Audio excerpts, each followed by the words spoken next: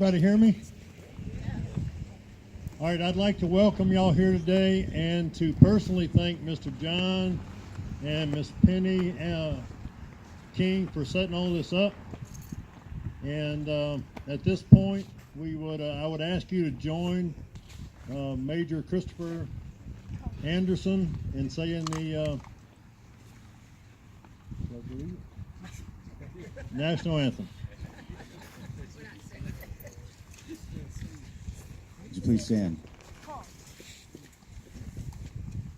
Oh, say, can you see by the dawn's early light what so proudly we hailed at the twilight's last gleaming, whose broad stripes and bright stars through the perilous fight, oh, the ramparts we watched were so gallantly streaming, and the rockets' red glare, the bombs bursting in air, gave proof through the night that our flag was still there.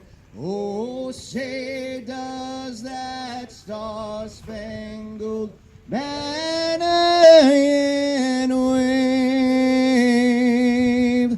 Oh, the land of the free and the home of the brave.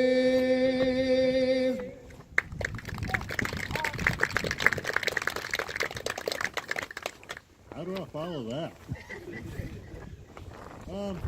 Today is a day of remembrance for the ending of World War I. And the interesting part about World War I was it started on July 28, 1914. And it was actually the result of an assassination. And so all these countries and all these territories were involved in this war. So as it progressed, it ended on November the 11th, 1918. So it was actually 4 years, 3 months, and 2 weeks into this war. Well, in that war, there was 19 million deaths, 14 million soldiers, and the rest were civilians. That was just during the war. And the interesting part for me when I was reading through Wikipedia, of course I wasn't, I was just a small child then, but 50 million people died as a result at the end of the war from famine, from starving to death. And it was mostly Russians and over in the European region, the Germans, because the cost of the war was related directly back to Russia and to Germany. And so horribly 50 million people died as a result of starvation. So that war was called the end of all wars and the Great War, and it had many different names. And Woodrow Wilson back in 1919 set this very day as Veterans Day, but also as a day of armistice. And some call it a day of celebration. So with that being said, I would like to ask if y'all would take a moment of silence to remember those who died in this war.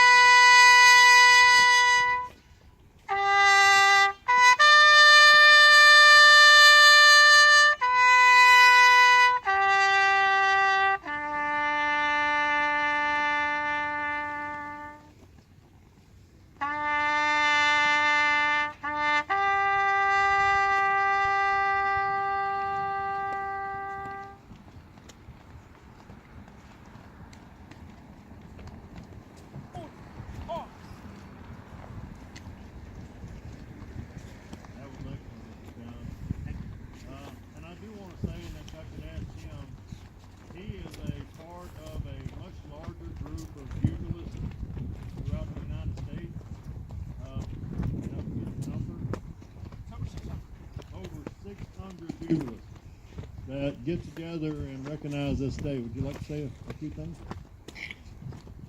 The name of the organization is called Taps for Veterans, and it's organized by a gentleman by the name of Yari Villanuevo, and he's based out of Baltimore, Maryland. And this year was just a special day because it's the 100th year, since the end of World War I, and it was just only right to be involved with something that has 600 buglers across the world, Australia, Thailand, just paying our respects to the veterans that gave all and showing support to our veterans that are serving us now and past serve. But with that being said, I just want to say a couple thank yous. Thank you to Mr. Mayor Mike Smith for coming on. Give him a hand. A big hand for Major Christopher Anderson. I think we need a big thank you to my wife, Penny King. She organized everything.